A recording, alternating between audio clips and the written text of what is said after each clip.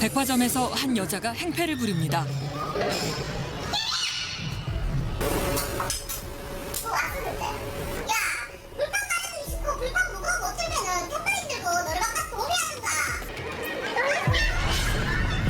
직원들을 향해 폭행까지 행사하는 막무가내 갑질 손님들.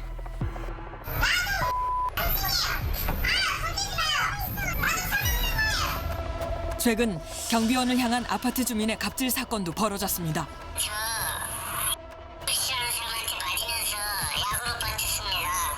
정신적인 스트레스 얼마나 불안한지 알아요? 결국 그는 극단적인 선택을 하고 말았습니다. 그런데 한 주민이 택배기사 형제에게 폭행을 가한 주민 갑질 사건이 또 터졌습니다. 과연 주민이면 또 손님이면 이래도 되는 걸까요? 손님이 왕, 갑질의 참태만상을 들여다봅니다.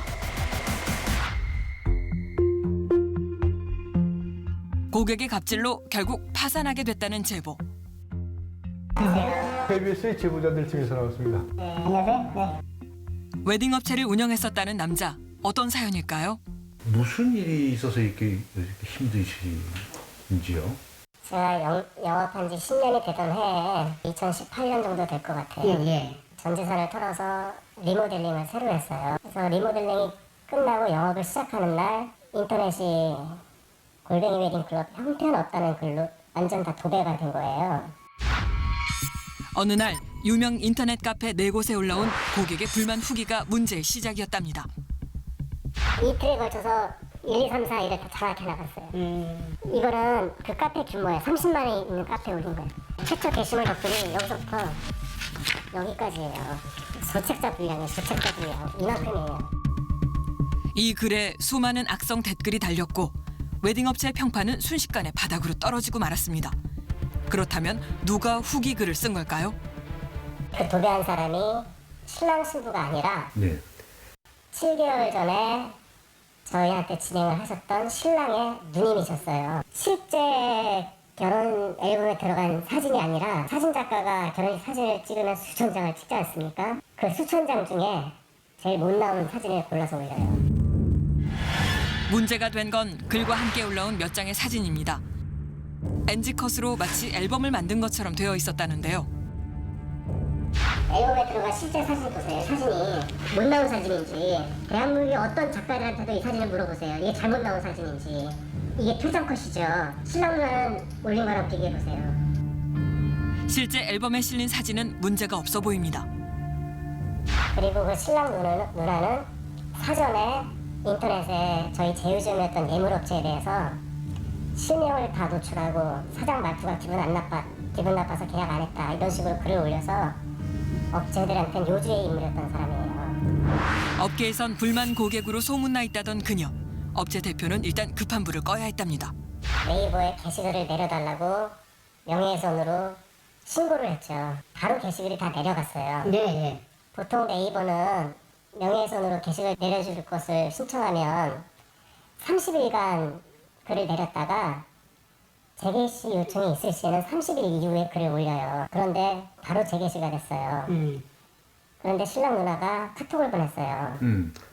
5분 만에 다시 게시되던데요. 크크크 이렇게. 다시 올라온 문제의 글. 이번에는 다른 조치를 취했습니다.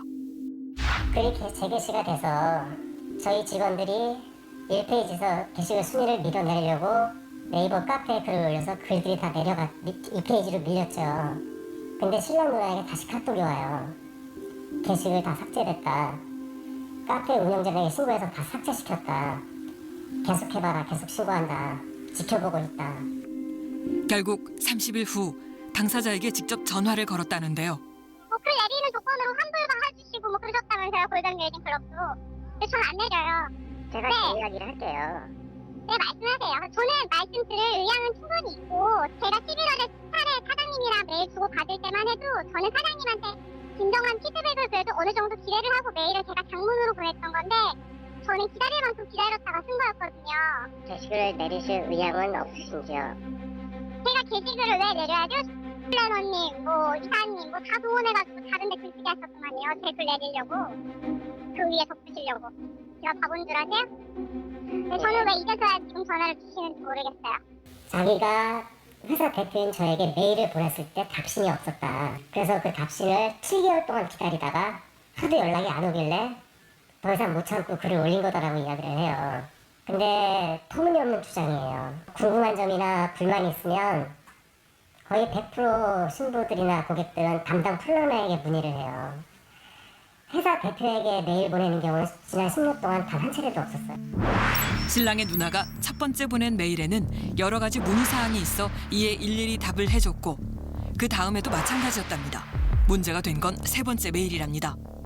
그 사람이 주장한 세 번째 메일은 답신을 요구하지도 않았고 그 메일을 보고 원판업체가 대화를 나누고 있고 신랑 누나를 자극하지 않기 위해서 그냥 메일을 답신을 하지 않았던 것이에요. 큰 불평만 써 있었고 문의사항은 없었기에 답메일을 보내지 않았는데 이런 응대가 문제가 된 겁니다. 웨딩홀에 대한 정보가 없으시기 때문에 웨딩홀들 비교도 해드리고 드레스도 렌탈해드리고요. 지금 문제가 된 결혼식 찍는 원판 사진 업체도 필요에 따라서 소개를 해드리고요. 뭐 소개를 시켜주는 거죠, 업체를? 네, 전부 99% 인터넷에 의존해서 하는 영업인데 거기 인터넷에 도배를 해놨으니 신랑 신부들의 동호회 형식으로 운영되는 웨딩업체. 그런 만큼 인터넷 의존도가 높은데 인터넷에 비난조의 후기 글이 올라오니 타격이 컸답니다. 당시 사진을 찍은 업체를 찾았습니다. 네. 테니스 제보자들 팀에서 나왔는데요. 네. 문제가 된 사진은 어떻게 촬영된 걸까요? 저희가 이제 그쪽 골뱅이 웨딩클럽 납품 업체였죠. 제작에는 문제가 없었고 시커멓게 나온 거는 말 그대로 웨딩홀에서 조명이 중간에 꺼져버린 거예요. 저희 딴에는 좀 억울한 부분이 없지 않아 있었는데 원하시는 대로 다 케어해드리고 저희는 끝났거든요. 결혼식 날 찍은 수많은 사진 중 하나. 그것도 조명이 꺼진 순간의 사진이라 억울한 심정이랍니다.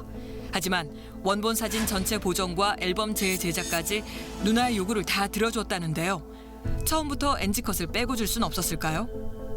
저희 같은 경우는 원본 데이터를 판매를 함에 있어서 NG 커트까지 다 드리거든요. 왜냐면은 그 눈 감은 거마저도 필요로 하시는 분들이 있어요. 느낌이 있을 수도 있으니까. 그거 다 드리는 건데 NG 커트까지 다 넘기면 당연히 그게 문제가 있는 뭐 본인 이제 느끼시잖아요. 그때도 많이 힘들었어요. 솔직히. 거의 저희도 한 50% 이상이 다 계약 파기를 했었어요. 누나의 모든 요구를 들어줬는데도 여전히 글이 올라와 있는 상황. 그녀는 또 다른 요구를 했다고 합니다. 골뱅이 웨딩클럽 대표인 저랑 결혼식 사진을 찍었던 원판 사장 둘이 약정서를 만들어서 이미지를 보내라고 하더라고요. 신랑 신부 웨딩 촬영을 다시 해주겠다. 금액과 관계없이 대한민국에서 제일 비싼 것도 관계없이 다 해주겠다라는 약정서. 그녀의 불만이 사그라들지 않자 재촬영을 약속하는 약정서도 써줬답니다. 그런데 약정서를 써줬음에도 글은 여전히 내려가지 않았다는데요. 더 기가 막힌 건 새로 바뀐 업체명까지 추가해서 글이 올라온 겁니다. 왜 그러셨나요? 라고 카톡을 보냈어요. 그랬더니 어디다 대고 아침부터 피자한테 윽박을 지르냐. 그런 마인드로 직원들 통솔은 되느냐. 하루도 못 참는 사람이 무슨 사업을 하느냐. 나는 미국에 있는 신랑과 신부 들러리까지 다시 불러다가 부케 던지는 걸 다시 찍어야겠다. 신랑의 누나는 이 부케컷을 다시 찍어야겠다고 요구했다는데요. 성수기 기준 뉴욕 항공권 왕복권을 달라. 그 금액에 준하는 금액을 달라. 얼추 500만 원 정도 되더라고요. 이대로 폐업할 수가 없어서 다음날 500만 원을 송금을 했어요. 결국 500만 원의 돈도 붙였다는데요. 하지만 이미 사태는 돌이킬 수 없는 지경이었답니다. 돈을 주고 나서 회사를 다시 살려보려고 하는데 복구가 안 되는 거예요. 조회수가 수천 건이에요. 거의 1만에 가까웠어요. 댓글이 수백 개 달렸고 소문이 다 퍼졌고 경쟁업체는 그 자료를 출력해서 상담 자료를 썼어요. 경쟁업체는. 이게 2016년서부터 6개월 단위로 끄는 저희 매출이에요. 30% 정도 매출이 감소한 거예요. 그런데 6개월 뒤에 이 매출을 보십시오. 반 이상 줄었죠.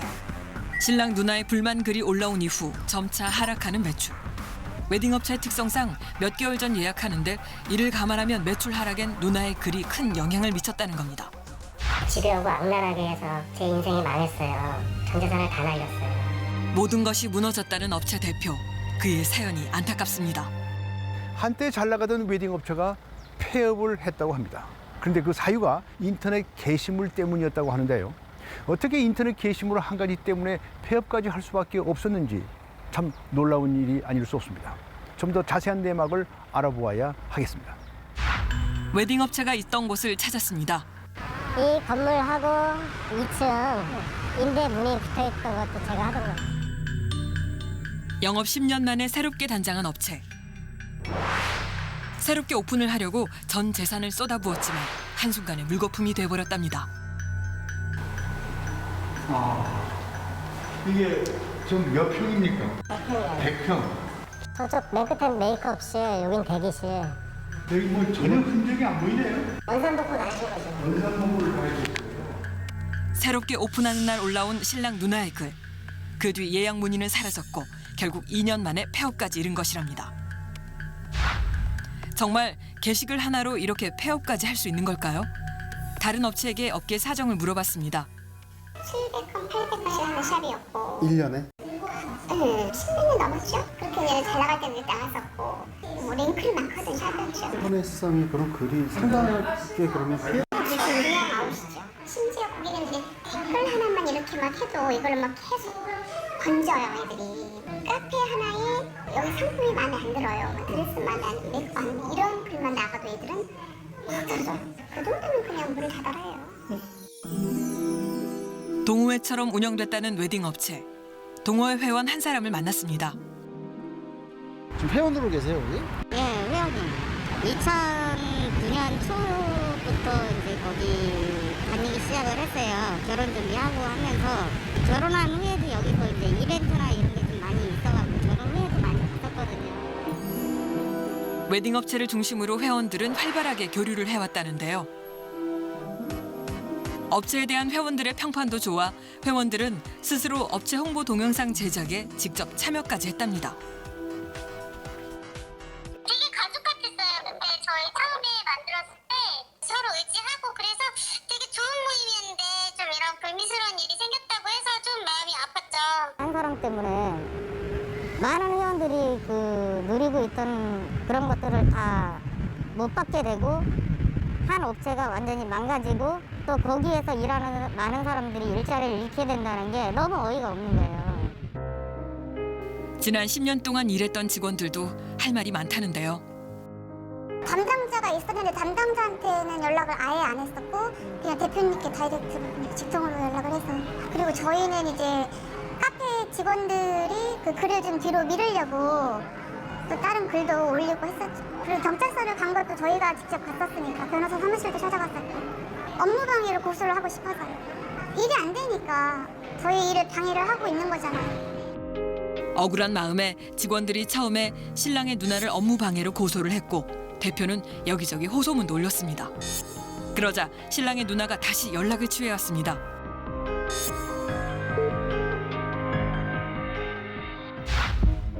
과연 신랑의 누나 입장은 무엇일까요? 그녀를 만나봐야겠습니다.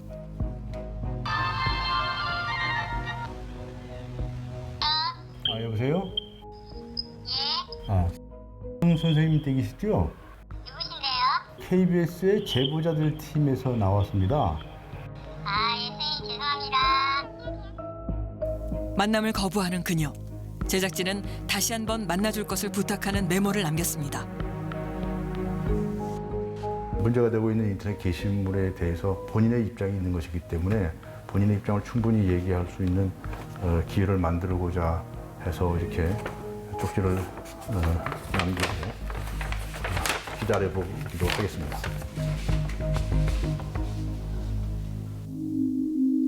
며칠 후 신랑의 누나 측에서 제작진을 만나겠다는 연락이 왔습니다.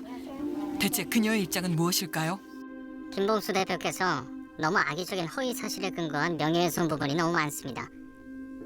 7개월이 지나서야 후기글을 올린 것이 아니라 저희 측 입장에서 보면 7개월 동안 문제를 해결해 주십사 하고 기다린 것입니다. 김봉수 대표님께서는 아무런 답변을 주지 않으셨습니다. 메일을 보내고 답변을 기다렸는데 아무런 답이 없자 후기글을 올린 것이랍니다. 김봉수 대표님은 모든 사진들이 NG컷으로만 이루어졌다고 주장하고 있습니다. 그런데 저희는 분명히 말씀드릴 수 있는데 앨범에 들어간 사진을 가공 단계별로 설명을 달아 게시했습니다. 일부러 NG컷을 골라 올린 것이 아닌 보는 이의 이해를 돕기 위해 가공 단계별로 올렸을 뿐이랍니다. 아내가 그랬을 목적은 피해가 있을 경우 저희 사례와 마찬가지로 되돌릴 수가 없거든요. 이런 것들을 고려해서 소비자들에게 도움을 드리고자 글을 작성한 것이지 보상을 얘기하겠다, 망하게 해야겠다 이런 의도는 없었습니다. 골뱅이 대표는 2달간 글이 올라왔다고 하는데 30일간 게시글이 내려갔고 그 이후 다시 글이 게시된 겁니다. 두 회사를 같은 회사로 보고 같이 넣은 것이지 별다른 의미는 없습니다. 합의 이후 글이 검색이 안 되도록 9월 13일에 조치를 했어요. 약정서와 합의금을 받은 후 글이 안 보이게 조치를 했습니다. 그 이후 골뱅이 대표는 죽겠다는 암시의 문자를 보내기도 했어요. 그 글로 인해서 지금 저희 아내는 당연하고요. 가족들이 받는 피해가 엄청납니다. 악플이 엄청나게 달리죠.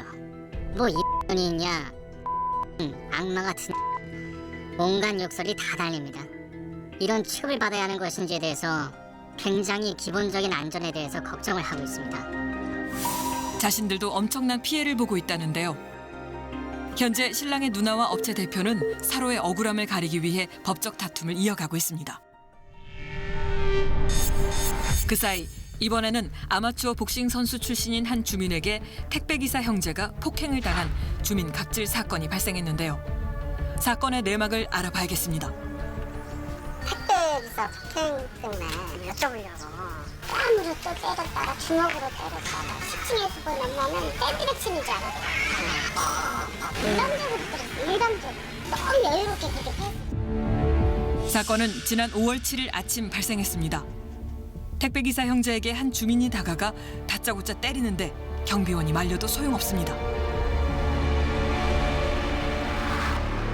사람 왠지 옆에 있는 데가 이 말이나 돼요? 어떻게 개패듯이 혼내듯이 나왔을 때도 때리고 지금 도망이라도 가지. 난 너무 안타까운 거야. 그냥 막고 있으니까. 그 물건이 있어서 그거 지키느냐고 지들이 먹고만 했더니 나중에 소문 들으니까 형제라. 형이 도망가면 동생이 나중에 하나씩 붙잡고 그렇게 했어요. 택배 일을 하던 두 형제를 향한 무차별한 공격. 형을 돕던 동생까지 다쳐 안타까움을 더했습니다. 그날의 사건은 어떻게 발생한 걸까요? 몇 날 며칠을 저를 계속 괴롭히잖아요. 지금 일도 못하게 하고 방해하고 계속. 당일날 뿐만이 아니라 4월달부터 계속 저를 주시하고 계획적으로 나를 오면 괴롭히고 계속 나타나고 방해하고 나타나고 방해하고. 그때도 오니까 또 나타나 있더라고요. 제 차 뒤에. 괴롭힘은 그날 처음 있었던 것이 아니랍니다. 지난 4월부터 계속 괴롭혔다는 가해자. 뭐 때문에 그렇게 괴롭힌 거예요? 마스크죠 뭐 마스크. 마스크 안 썼다고? 계속 그걸로 괴롭히는 거예요. 당일날 폭행 사건 때는 나는 마스크를 썼는데 정작 당사자는 쓰지도 않았고. 평소의 괴롭힘이 이날 폭발했습니다. 가해자의 무차별한 폭행으로 형은 갈비뼈에 금이 가고 눈 또한 다쳤습니다. 동생은 코뼈가 부러지는 등의 부상을 당해 무려 2시간 넘게 수술을 받았다는데요. 지금 퇴원해서 지금 오늘도 병원 한 차례 더 갔다 왔어요. 동생분도 퇴원하셨어요? 일적인 부분 때문에도 어쩔 수 없고 제 일이니까. 갈비뼈가 이렇게 아프신데 퇴원해도 괜찮은 상태인가요? 지금 서로 지금 누워있어서 아파서 그러고 있네요 지금. 너무 지치고 알죠. 주민들은 어떤 마음일까요? 동생이 태어난 이유가 병원비가 1,300만 원이 나왔대요. 돈이 없어가지고 퇴원을 일찍 했대. 어쩔 수 없이. 택배기사도 20대 초반부터 했다고 저는 들었어요. 실현을 했는데 뭐 청판이 줄지 몰랐어요. 이거는 보니까 너무 잘하고 열심히 살았고. 그러니까 주민들이 들고 가놨죠. 택배기사 형제의 안타까운 사연에 주민들은 가해자를 엄벌에 처해달라고 탄원서를 냈습니다. 그 사람이 이게 처벌도 안 받고 아직 조사도 안 하는데 뭐라냐니까 우리는 무섭잖아요. 어제 할머니도 여기 오셔가지고 자기 할아버지 다니다가 한마디 하실 수 있잖아. 그러면 그놈이 저렇게 할 수 있잖아. 이렇게 돌아서 때린 거지. 이거는 정신 아니잖아요. 주민들 또한 불안감을 호소하는데요. 그렇다면 경찰 조사는 어떻게 이루어지고 있는 걸까요? 지금 수사 진행 중이라서 못 내겠죠. 해당 팀하고 과장님하고만 하니까 저희는 지금 뭐 언론의 취재에 대해서 지금 말씀드릴 수 있는 부분이 없어요. 그런데 취재 도중 누군가 다가옵니다. 집에 있으면 잠깐 인터뷰 좀 해도 될까요? 혹시 벌어진 사건 때문에 그런데. 아, 혹시 당사자? 네.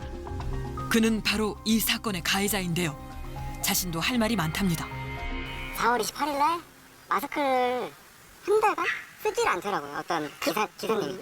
딱 한마디 했습니다. 정말 딱 한마디. 마스크 좀 쓰시면 안 될까요? 근데 이제 상사의 지시가 짜증났는지 갑자기 저한테 네가 그럼 사줘 마스크. 그분께서? 네, 갑자기. 저도 굉장히 당황했어요. 그래서 어디다 대고 화풀이야. 마스크 쓰라는 게 죄냐고요. 막 이랬거든요. 그러다가 그 택배기사가 제 몸에 침을 탁 뱉는 거예요. 아, 침을 뱉었어. 침을 뱉었어요. 여기다가. 택배기사가 뱉은 침이 자신에게 튀었다는 가해자. 그래서 이번 사건이 벌어졌다는 걸까요? 코로나예요, 안 그래도. 코로나인데 화가 나서 잠을 못 자겠더라고요. 밥도 먹고 싶지도 않고. 네. 침을 나한테 뱉었다는 거에 대해서 수치심? 굴욕감이 엄청나더라고요. 침을 뱉은 일 때문에 택배기사를 오지 못하게 하고 싶어 국민신문고 등에 자신의 심정과 시정 조치를 원하는 글도 올렸답니다. 고객센터에 이 친구한테 동생한테 막 그러더라고요. 아, 뭐야, 있는데 막 이러는 거 저보고 옆에 새로 데려온 애가 막 이렇게 몸에 막 이렇게 막 들이대더라고요. 싸우려고. 저는 복싱 선수도 아니고 갑자기 저를 계속 밀어요, 계속. 흔들먹거리도 안 되는 뭐야. 그러다가 제 주먹이 나간 거예요. 먼저 몸으로 민 것은 택배기사 형제이고 자신은 그런 태도에 어쩔 수 없이 반응을 했다는데 그의 주장에 대해 피해자는 어떤 입장일까요? 그 침 얘기는 뭔가요? 말도 안 되는 거 자꾸 얘기하는 거 진짜 할 말이 없어요. 상식적으로 뭘 뱉고 뭘 하겠어요. 본인한테 팀이 많이 튀었다라고 본인은 얘기를 했다라고 얘기를 하더라고요. 그런 적 없습니다. 모든 게 다 지금 신빙성 없잖아요. 어차피 그냥 자기 하고 싶은 대로 말하고 싶은 대로 그냥 내비두는 거예요. 지금 일단은. 그렇다면 가해자의 현재 입장을 들어보았습니다. 안 그래도 집에서 어마어마하게 질타받고 있고 사과하러 가려 하는데 주소도 없죠. 저도 미치겠어요. 어떻게 될지. 폭력을 행사한 거는 정말 죄송하다고 생각했는데 반성하고 있습니다. 가슴 아픈 사연은 얼마 전에도 있었습니다. 바로 주민 갑질 피해를 당한 경비원 고 최희석 씨의 사건인데요. 확 차를 밀어가지고 깜짝 놀래가지고 피우면서 그래서 자기가 화났다고 그럽니다. 그런데 이 영상에 보면은 걸어와서 뭐라고 그러냐면 왜 차를 미냐, 내 차를 왜 미냐, 내 차를 원상복귀 시키라고 이제 손으로 합니다. 원상복귀를 시켜라. 이제 차 공간이 이렇게 많은데 자기 차는 항상 3중 주차를 해놓고 동생한테 막 뭐라고 그러는 거죠. 자신의 차량을 왜 미냐며 그때부터 시작된 한 주민의 도를 넘는 갑질. 가해자가 내 동생이 코뼈 부러졌다고 그래서 코뼈 부러진 걸 확인하고 제가 이제 전화를 합니다. 네. 형이 때려서 부러뜨린 거 아닙니까? 이렇게 반문을 합니다. 법정에다가 꼭 그걸 제출하십시오 그럽니다. 경비원인 동생을 괴롭히자 형이 문자를 보냈는데 가해자는 오히려 적반하장으로 나왔습니다. 모든 가해 사실을 부인하고 오히려 경비원 최 씨의 코뼈가 부러진 것은 형이 때린 것이라며 뒤집어 씌우기까지 한 것입니다. 그리고 협박 등의 혐의로 자신도 대응하겠다고 나선 것입니다. 이것뿐만이 아닙니다. 가짜 진단서를 2019년도에 서울병원에서 자기가 교통사고로 장애 진단 받은 진단서를 최의석이한테 맞은 것처럼 해가지고 2천만 원을 준비하라고 또 이제 협박을 합니다. 그리고 가짜 상해 진단서와 장애 진단서로 경비원 최 씨를 압박했습니다. 억울한 심정과 합의금 걱정에 절망감을 느꼈던 경비원 최 씨. 그는 죽기 전 이런 억울한 심정을 남겼는데요. 저 싫어하는 사람한테 맞으면서 약으로 버텼습니다. 그렇게 힘들어도 저 약 먹어가며 일했습니다. 정신적인 스트레스 얼마나 불안한지 알아요? 그 얼굴 봐보세요. 우락부락하게 생겨가지고요. 얼마나 공포에 떨었겠습니까? 엄마 도와줘서 고마워요.